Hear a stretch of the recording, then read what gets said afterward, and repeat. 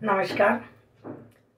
आज के इस वीडियो में मैं आपको रण बांकुरे की कहानी सुनाने जा रही हूँ, जो स्वतंत्रता के वीर सेनानियों में सबसे ज्यादा आपके दिलों के करीब रहे, जो लाखों करोड़ों भारतीयों का आंखों का तारा होते हुए भी अपने तीखे मगर सच्चे तेवरों के कारण भारतीय राष्ट्रीय कांग्रेस से निष्कासित कर दिया गया।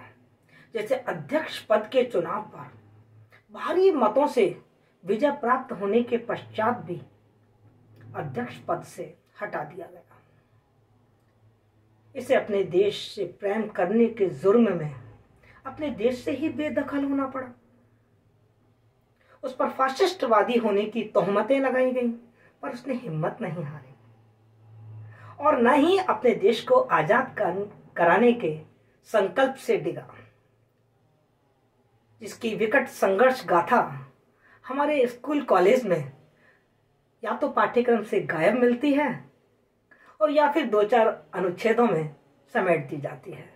जी हाँ, मैं उसी पराक्रमी वीर पुरुष की संघर्ष गाथा आप सबके साथ आज साझा करने जा रही हूं। पर उससे पहले निवेदन है आप सबसे कि मेरे इस चैनल को सब्सक्राइब करें और बेल आइकन को ऑन करना ना भूलें। आप उनके जन्म, शिक्षा, पारिवारिक पृष्ठभूमि और भारत के स्वतंत्रता संग्राम में उनका जो योगदान, उसके पहले अध्याय को तो आप अपने इतिहास की पुस्तकों में पढ़ चुके हैं, पर उसके उत्तरवर्ती जीवन को आप उतना नहीं जानते जितना एक भारतीयों को जानना चाहिए। जी हाँ, आजाद हिंद फौज के प्रधान सेनापति की जीवन गाथा जो आज हर भारतीय के लिए प्रेरणा का स्रोत बनी हुई है, जिसने उड़ीसा के कटक प्रदेश में एक धनी मानी सरकारी वकील जानकी नाथ जी के यहाँ जन्म लिया, पर सारे ऐशो आरामों को ठुकराकर क्रांति की कठिन राह पकड़ ली, जिसने सन 1919 में बीए की परीक्षा प्रथम श्रेणी में पास की और न केवल पास की बल्कि कलकत्ता विश्वविद्यालय में दूसरा स्थान प्राप्त किया।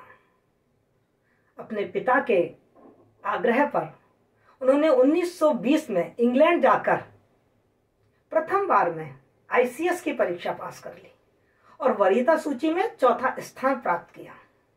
लेकिन चूंकि उनके मन में देश प्रेम की ज्वाला जल रही थी, इसलिए एक ही झटके में 4 अप्रैल 1921 को उन्होंने आईसीएस जैसी सम्मानित और दुर्लभ नौकरी को भी ठुकरा दिया।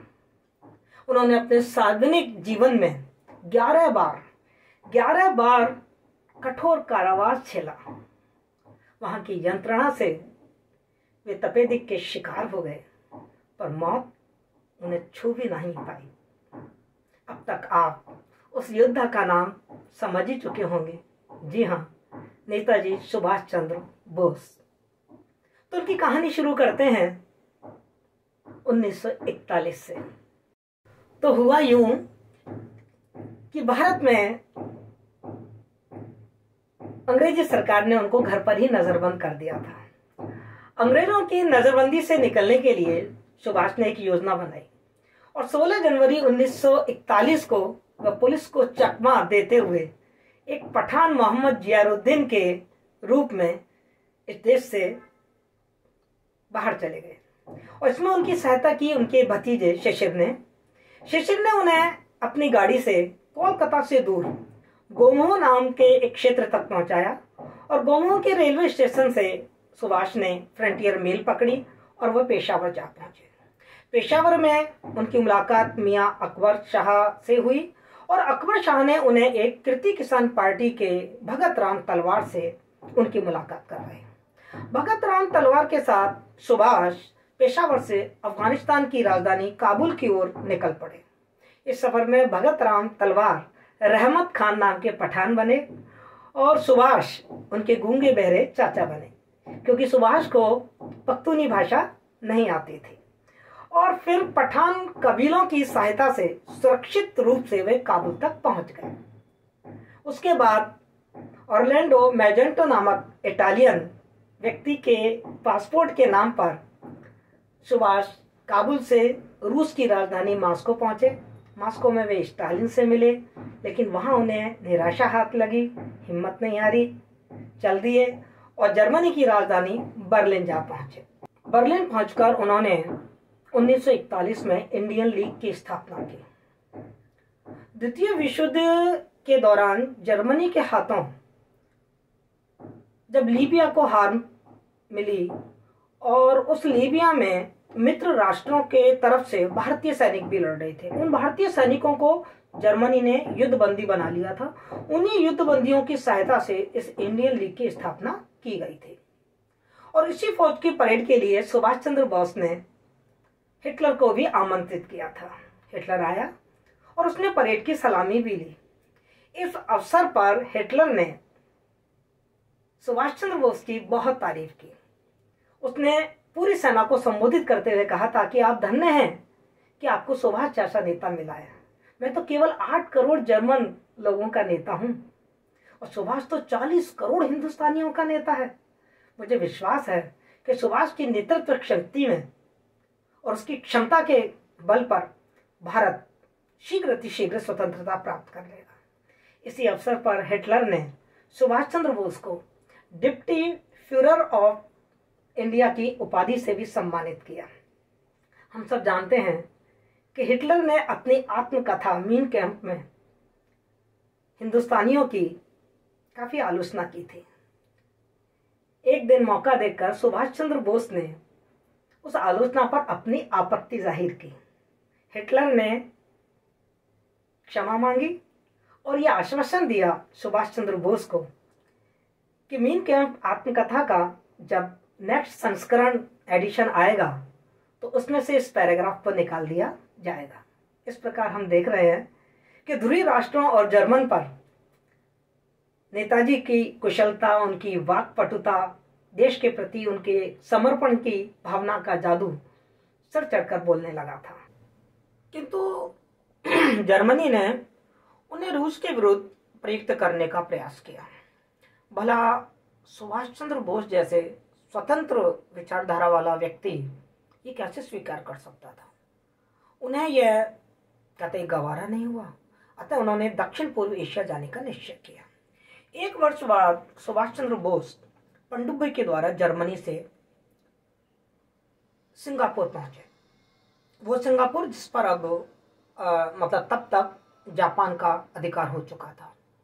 और वहां पहुंचते ही जून 1943 में उन्होंने टोक्यो रेडियो से घोषणा की कि अंग्रेजों से यह आशा करना बिल्कुल व्यर्थ है कि वे स्वयं भारत में अपने साम्राज्य को छोड़कर और हमें आज़ादी देकर चले जाएंगे।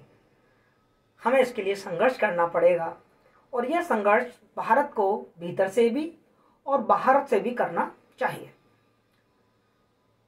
रास बिहारी बोस उनकी इस घोषणा से बड़े प्रसन्न हुए।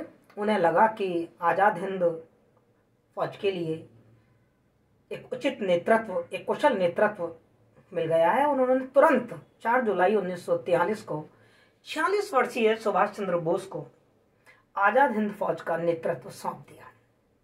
जापान के प्रधानमंत्री जनरल हिदेकी तोजो को भी नेताजी के व्यक्तित्व से बहुत प्रभावित हुए और उन्होंने नेताजी को हर संभव सहायता देने का आश्वासन दिया। नेताजी ने जापान की संसद, जिसे डाइट कहा जाता है, उसके सामने अपना ओजस्वी भाषण दिया। जापान ने जापानी सेना द्वारा द्वितीय विश्व युद्ध में अंग्रेजों की सेनाओं को हराया था और उन सेनाओं के सैनिकों को युद्धबंदी बनाया था। जो भारतीय युद्धबंदी थे वो उन्होंने सुभाष को सौंप दिए और उनकी सहायता से सुभाष चंद्र बोस ने आज़ाद हिंद फौज का पुनर्गठन किया। इस आज़ाद हिंद फौज की प्रमुख रूप से 4 ब्रिगेड थी। इन 4 ब्रिगेड में पहली ब्रिगेड थी सुभाष ब्रिगेड। इसके कमांडर आज़ाद हिंद सरकार के युद्ध मंत्री कर्नल शाहनवाज खान उनको बनाया गया। दूसरी ब्रिगेड का नाम रखा गया था गांधी ब्रिगेड और इसके कमांडर कर्नल कमानी थे। तीसरी ब्रिगेड मौलाना अबुल कलाम आज़ाद के नाम पर आज़ाद ब्रिगेड रखी गई और इसके कमांडर थे वो कर्नल झुलमारा सिंह को बनाया गया। चौथी ब्रिगेड का नाम नेहरू ब्रिगेड रखा गया और इसके कमांडर गुरु बख्श सिंह को बनाया गया। इस सेना में वायुसेना बटालियन थी, तोप बटालियन एक अलग से थी, इंजीनियरिंग सेक्शन अलग से था, एक मेडिकल कंपनी थी, टीपीटी नंबर, गोरिल्ला रेजिमेंट। बहुत अच्छी तरीके से मतलब आजाद हिंद फौज को पुनर्गठित किया गया था। इस सेना का अपना एक रेडियो स्टेशन भी बनाया गया। गुप्तचर विभाग बहुत आवश्यक था, उसका भी गठन किया गया। एक बाल सेना भी बनाई गई, 16 से लेके और 19 तक के उम्र वाले जो किशोर वय बच्चे थे उनके लिए, और स्त्रियों की भी एक सेना का गठन किया गया जिसका नाम झांसी रानी रेजिमेंट रखा गया। और इस सेना के सेनापति 32 वर्ष की मद्रास प्रांत की रहने वाली थी वो लक्ष्मीबाई को बनाया गया। प्रारंभ में इस रेजिमेंट में मात्र 126 स्त्रियां थीं और बाद में धीरे धीरे यह संख्या बढ़ती गई। इन स्त्रियों ने जहां अंग्रेजी सेना के साथ खुलकर युद्ध किया और लोहा लिया, बम वर्षा के समय जो सैनिक घायल हो जाया करते थे, उन घायल सैनिकों की सेवा का काम भी इन्होंने बखूबी निभाया। 5 जुलाई 1943 को जब वो अपनी आज़ाद हिंद फौज का पूरी अच्छी तरीके से पुनर्गठन कर चुके, तो उन्होंने सिंगापुर के टाउन हॉल के सामने सुप्रीम कमांडर होने के नाते नेताजी ने सेना को संबोधित किया और दिल्ली चलो का नारा दिया। कहानी यही नहीं रुकी, क्योंकि योजना उनकी काफी दूरगामी थी। इसलिए सुभाष चंद्र बोस ने 21 अक्टूबर 1943 को आजाद हिंद फौज के सर्वोच्च कमांडर होने के नाते सिंगापुर में स्वतंत्र भारत की एक अस्थायी सरकार का गठन किया और उसका नाम रखा आजाद हिंद सरकार। इस सरकार के राष्ट्रपति, प्रधानमंत्री और सेना अध्यक्ष, ये 3 बड़े महत्वपूर्ण पद थे और तीनों महत्वपूर्ण पदों को अकेले नेताजी ने संभाला। इसके साथ ही उन्होंने अन्य जिम्मेदारियां भी बांटी। वित्त विभाग का प्रमुख एस.जी. चटर्जी को बनाया गया। प्रचार विभाग S.A. अय्यर को सौंपा गया। महिला संगठन का काम लक्ष्मी नाथन को दिया गया। उनकी सरकार को तुरंत मान्यता भी दे दी गई, यानी कि वो एक राज्य का रूप धारण कर लिया उसने। अंतर्राष्ट्रीय क्षेत्र में उसको तुरंत जर्मनी, जापान, फिलीपींस, कोरिया, चीन, इटली, मंचूरिया और आयरलैंड जैसे देशों ने मान्यता प्रदान कर दी। सुभाष चंद्र बोस आजाद हिंद सरकार को बहुत ही व्यवस्थित रूप से चलाना चाहते थे। इसीलिए उन्होंने उसको व्यवस्थित करने के लिए उन्होंने एक आजाद हिंद बैंक की भी स्थापना की और उस सरकार चलाने के लिए उन्होंने कानून भी बनाए। वो आजाद हिंद सरकार के कानूनों के तहत ही ये सरकार चलाई जा रही थी। और जो बैंक उन्होंने खोला आजाद हिंद बैंक के नाम से, उस बैंक का उसी कानून के तहत उन्होंने रजिस्ट्रेशन करवाया। वाकई उसके जो चेक थे वो करेंसी के रूप में चलते थे और आपको जानकर बड़ा आश्चर्य होगा कि लोग इस करेंसी पे बड़ा विश्वास करते थे। बड़े बड़े व्यापारी बड़े विश्वास के साथ इस करेंसी को काम में लेते थे। बड़ी लोकप्रिय हो गई ये बैंक और शीघ्र ही आजाद हिंद बैंक की 3 शाखाएं अलग अलग जगह खुल गई। सरकार को खर्चा चलाने के लिए कुछ आमदनी चाहिए थी, तो इस अस्थायी सरकार ने कुछ कर लगाए, लेकिन एक बात का बहुत ध्यान रखा कि ये कर केवल भारतीयों पर लगाए गए, उन्हीं से ही वसूल किया जाता था।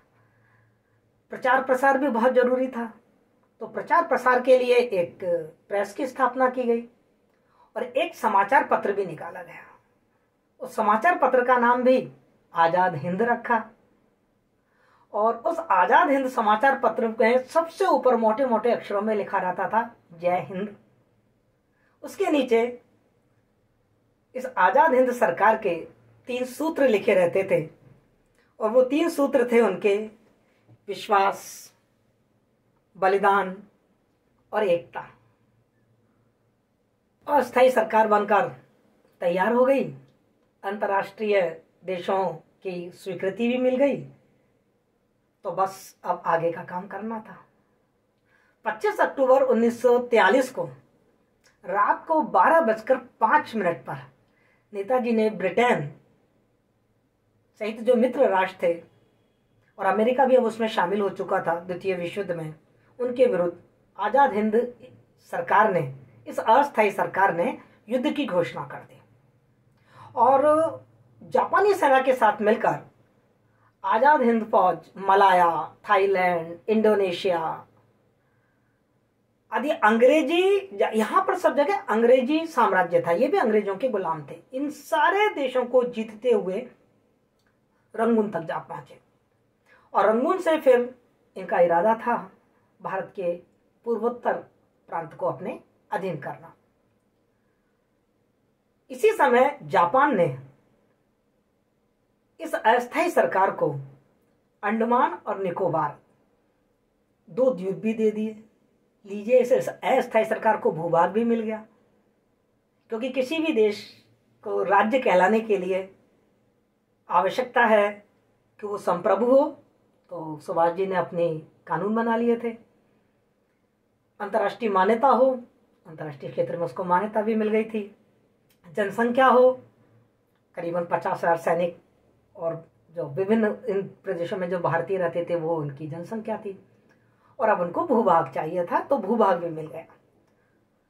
नेताजी इन दोनों द्वीपों पे गए और इन्होंने इन द्वीपों का नया नामकरण किया।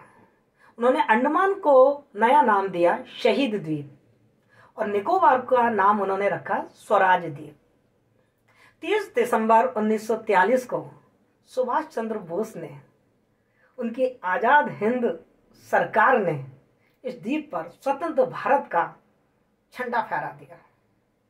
इसके बाद नेताजी सुभाष चंद्र बोस ने रंगून में ही आजाद हिंद फौज का मुख्यालय स्थानांतरित कर दिया, और यहीं से उस अस्थायी जो सरकार थी आजाद हिंद सरकार, उसका शासन सुव्यवस्थित रूप से चलाया जाने लगा।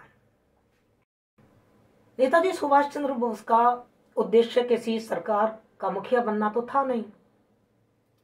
उनका उद्देश्य तो हम सबको मालूम है, अपनी भारत माँ को आजाद कराना था। इसलिए वो यहां तो डटे नहीं। उसके बाद जनवरी 1944 को आजाद हिंद फौज आसाम की सरहद से भयानक मार्गों को पार करते हुए कोहिमा तक आ गई, और देशभक्त वीरों ने भारत मां को दंडवत प्रणाम किया और इस पवित्र रज को अपने मस्तक पर लगाया, और जय हिंद के नारे से पूरे आकाश को गुंजा दिया। अपनी मातृभूमि को स्पर्श पाते ही इन सैनिकों का उत्साह चौगुना हो चुका था। 5 फरवरी 1944 को इस सेना ने भारत भूमि की स्वतंत्रता के लिए अंग्रेजों पर दोबारा आक्रमण बोल दिया, और कोहिमा, पलेल आदि कुछ भारतीय प्रदेशों को मुक्त करा लिया गया। इसके सेनापति कर्नल शाहनवाज थे। कर्नल शाहनवाज कोहिमा की ओर बढ़ चला। बड़ा भारी घमासान युद्ध हुआ। एक तरफ बंदूकें और दूसरी ओर आधुनिकतम हथियार और बमबारी। इतने पर आजाद हिंद फौज ने दुश्मनों के छक्के छोड़ा दिए, उन्हें छठी का दूध याद दिला दिया। आजाद हिंद फौज की जो टुकड़ियां थी वो आगे बढ़ती गई, और कदम कदम बढ़ाए जाओ का कौमी तराने के साथ कोहिमा को फतेह कर लिया गया। पंडित वंशीधर शुक्ल और राम सिंह ठाकुर द्वारा रचित यह कौमी तराना, कदम कदम बढ़ाए जा, खुशी के गीत गाए जा, ये जिंदगी है कौम की तो कौम पर लुटाए जा।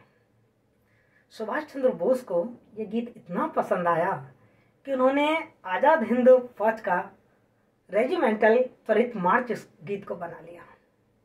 और क्या आप जानते हैं कि जब द्वितीय विश्व युद्ध समाप्त हो गया तो अंग्रेजों ने इस गीत को गाना देशद्रोह घोषित कर दिया था। पर 1947 के बाद जब भारत आजाद हुआ तो यही गीत भारतीय सेना का रेजिमेंटल क्विक मार्च बना। तो इस तराने के साथ आज़ाद हिंद फौज आगे पर आगे बढ़ती जा रही थी। अब कोहिमा और इम्फाल के भारतीय मैदानी क्षेत्रों में आज़ाद हिंद फौज पहुंच चुकी थी। 18 मार्च 1944 को आज़ाद हिंद फौज की एक बटालियन बर्मा की ओर से भारत में प्रवेश कर इम्फाल और अराकान के मोर्चे पर पहुंच चुकी थी। भयंकर युद्ध हुआ, शत्रु सिर पर पैर रखकर भागा। इम्फाल आजाद करा लिया गया। सेना ने नेमोराई, टीडीडम और हफा जैसे क्षेत्रों पर अधिकार कर लिया। एक दूसरे दल की 2 कंपनियों ने उखराल और हुगेव के बीच की रेलवे लाइन पर अपना अधिकार जमा लिया और एक बटालियन मांडल से फलोर होती हुई आगे बढ़ रही थी। इसी रेजिमेंट की 3री टुकड़ी ने सरमा नदी को पार कर कोहिमा के जल भंडार, खाद्य सामग्री और अस्त्र शस्त्रों पर अधिकार जमा लिया। झांसी रानी रेजिमेंट ने तो ऐसा भयंकर युद्ध किया कि अंग्रेज सेना को पीछे हटना पड़ा। ये देवियां 16 घंटे तक लगातार लड़ती रहीं। वर्षा का समय आ चुका था, नदी नाले उमड़ रहे थे। अंग्रेज और अमेरिकी वायुयान भयानक बमबारी कर रहे थे और ये भारतीय सेना अपने जीते हुए क्षेत्रों की सुरक्षा में लगी हुई थी और इस तोड़ में लगी हुई थी कि कैसे आगे बढ़कर भारत को आज़ाद कराया जाए। उधर आज़ाद हिंद फौज आगे बढ़ती जा रही थी और भारत में कुछ लोगों ने नेताजी की आलोचना शुरू कर दी थी। उन्हें फाशिस्टवादी कहकर उन पर तोहमतें लगाई जा रही थी। अपनी बात को स्पष्ट करने के लिए नेताजी सुभाष चंद्र बोस ने 6 जुलाई 1944 को रंगून रेडियो स्टेशन से महात्मा गांधी के नाम एक संदेश प्रसारित किया और इस युद्ध में उनकी शुभकामनाएं मांगी। उन्होंने कहा, मैं जानता हूं कि ब्रिटिश सरकार भारत की स्वाधीनता की मांग कभी स्वीकार नहीं करेगी। मैं इस बात का कायल हो चुका हूं कि यदि हमें आजादी चाहिए तो हमें खून का दरिया बहाने के लिए, उससे गुजरने के लिए तैयार रहना चाहिए। अगर मुझे यह उम्मीद होती कि इस जिंदगी में आजादी को पाने का सुनहरा मौका एक बार फिर मिलेगा तो शायद मैं कभी घर नहीं छोड़ता। मैंने जो कुछ किया है, उन्होंने अपनी स्थिति साफ की, मैंने जो कुछ किया है अपने देश के लिए किया है, विश्व में भारत की प्रतिष्ठा को बढ़ाने के लिए किया है, भारत की स्वाधीनता के लक्ष्य के निकट पहुंचने के लिए किया है। भारत की स्वाधीनता की इस आखिरी लड़ाई को मैंने शुरू कर दिया है। आजाद हिंद फौज के सैनिक भारत की भूमि पर सफलतापूर्वक लड़ रहे हैं। हे राष्ट्रपिता। सुभाष चंद्र बोस ने सबसे पहले गांधी जी को राष्ट्रपिता के नाम से उन्होंने ही संबोधित किया था। और कितना इसमें निवेदन है, कितना आत्मनिवेदन के साथ सुभाष चंद्र बोस कह रहे हैं, हे राष्ट्रपिता, भारत की स्वाधीनता के इस पावन युद्ध में हम आपका आशीर्वाद चाहते हैं। पर दुर्भाग्य, उन्हें ऐसा कोई आशीर्वाद, कोई आश्वासन प्राप्त नहीं हुआ। लेकिन नेताजी ने अपनी जंग को जारी रखा। इतनी मार्मिक अपील के बावजूद भी आजाद हिंद फौज को गांधी जी का आशीर्वाद नहीं मिला। लेकिन उन्होंने हिम्मत हारना तो सीखा नहीं था। 22 सितंबर 1944 को शहीदी दिवस मनाते हुए नेताजी सुभाष चंद्र बोस ने बड़े मार्मिक शब्दों में अपनी सेना को संबोधित किया। उन्होंने कहा, हमारी मातृभूमि स्वतंत्रता की खोज में है। तुम मुझे खून दो, मैं तुम्हें आजादी दूंगा। यह स्वतंत्रता की देवी की मांग है। नेताजी की इस मार्मिक अपील का असर हुआ और जनवरी 1945 में सेना ने एक और चढ़ाई कर दी। अंग्रेजों की मलाया कमान की 14वीं सेना को आजाद हिंद फौज के कैप्टन सहगल ने वहीं रोक दिया। उधर कोहिमा मोर्चे पर सरदार गुलजार सिंह वीरता से लड़ रहे थे। अंग्रेज सेना को इरावती नदी के पार 2 बार खदेड़ दिया गया। इस प्रकार आजाद हिंद फौज की सभी ब्रिगेडों ने जापानियों के साथ मिलकर भारत की पूर्वी सीमा पर भयानक युद्ध किया और सफलता प्राप्त की। परंतु दुर्भाग्य कि द्वितीय विश्व युद्ध का पासा पलट चुका था। ध्रुवीय राष्ट्र एक एक करके पतनोन्मुख हो रहे थे और मित्र राष्ट्र अपनी विजय पताका फहरा रहे थे। जर्मनी की रूस में करारी हार होती है। इटली में मुसोलिनी आत्मसमर्पण कर देता है और उसे सरेआम फांसी दे दी जाती है। उधर हिटलर ने आत्महत्या कर ली। जर्मनी ने हार मान ली, घुटने टेक दिए। 6 अगस्त 1945 को अमेरिका ने हिरोशिमा और 9 अगस्त को नागासाकी पर एटम बम डालकर लाखों मनुष्यों को मौत की नींद सुला दिया। 14 अगस्त को जापान ने भी आत्मसमर्पण कर दिया, हथियार डाल दिए। अंग्रेज और मित्र राष्ट्र जीत गए। नेताजी की इच्छा थी कि लड़ते लड़ते स्वतंत्रता के इस युद्ध में प्राण दे दें, परंतु अन्य नेता ऐसा नहीं सोचते थे। उनका मानना था कि नेताजी का जीवन बड़ा मूल्यवान है। हम एक लड़ाई जरूर हारे हैं, पर हिम्मत नहीं हारे हैं। यदि नेताजी जिंदा रहे तो हम पुनः संगठित होकर अंग्रेजों के विरुद्ध युद्ध करेंगे और जीतेंगे। इसलिए मजबूर होकर नेताजी को जापान की तरफ पलायन करना पड़ा। इसके बाद क्या हुआ, कैसे हुआ, ईश्वर ही जानता है। वो घटनाक्रम आज भी रहस्य बना हुआ है। पर 23 अगस्त 1945 को टोक्यो रेडियो ने जो बताया वो हृदय के टुकड़े टुकड़े कर देने वाला था। उन्होंने बताया कि सैगोन में नेताजी एक बड़े बम वर्षक विमान से जापान आ रहे थे कि 18 अगस्त को ताई होको हवाई अड्डे के पास वो विमान दुर्घटनाग्रस्त हो गया। विमान में आग लग गई। उस विमान में नेताजी के साथ जापानी जनरल शोदेई और पायलट और अन्य सेनापति थे। सब मारे जा चुके हैं। नेताजी गंभीर रूप से जल गए थे। उन्हें उसी अवस्था में ताईहोकू सैनिक अस्पताल में भर्ती कराया गया, जहां उन्होंने दम तोड़ दिया। कर्नल हबीबुर रहमान के अनुसार उनका अंतिम संस्कार ताईहोकू में ही कर दिया गया और सितंबर के मध्य में उनकी अस्थियां संचित करके जापान की राजधानी टोक्यो में एक मंदिर है रेंकोजी, उसमें रख दी गई।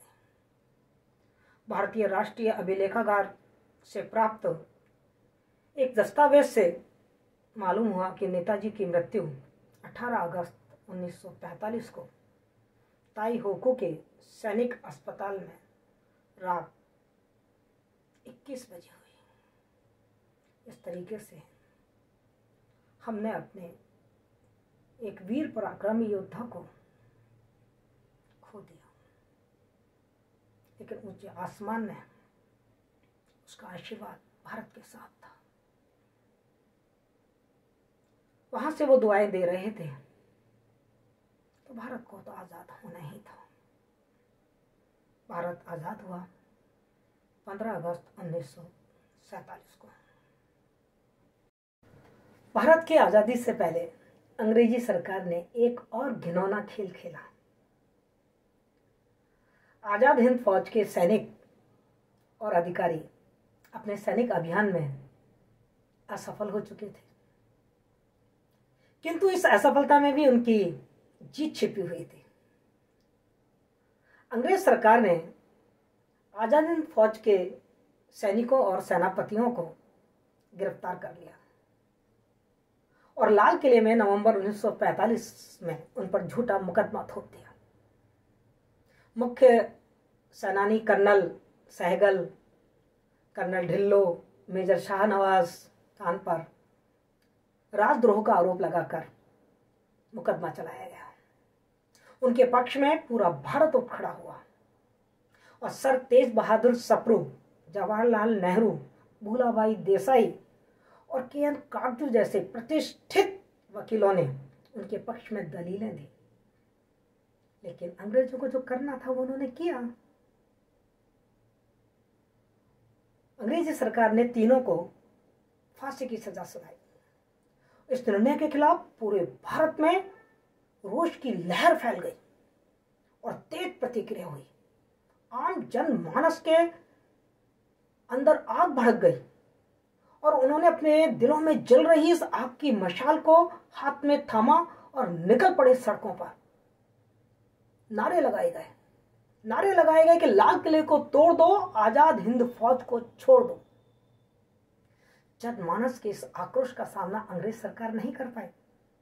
विवश होकर तत्कालीन वायसराय लॉर्ड वेवेल ने अपने विशेष अधिकार का प्रयोग किया और उस विशेष अधिकार का प्रयोग करके इस मृत्यु दंड को, सजा को माफ करके उन्हें ससम्मान छोड़ दिया। तो ये थी आजाद हिंद फौज की कहानी, नेताजी सुभाष चंद्र बोस की कहानी। जय हिंद, जय भारत। देखिए, नेताजी के द्वारा ये नारा जय हिंद आज भारत का राष्ट्रीय नारा बन चुका है। जय हिंद।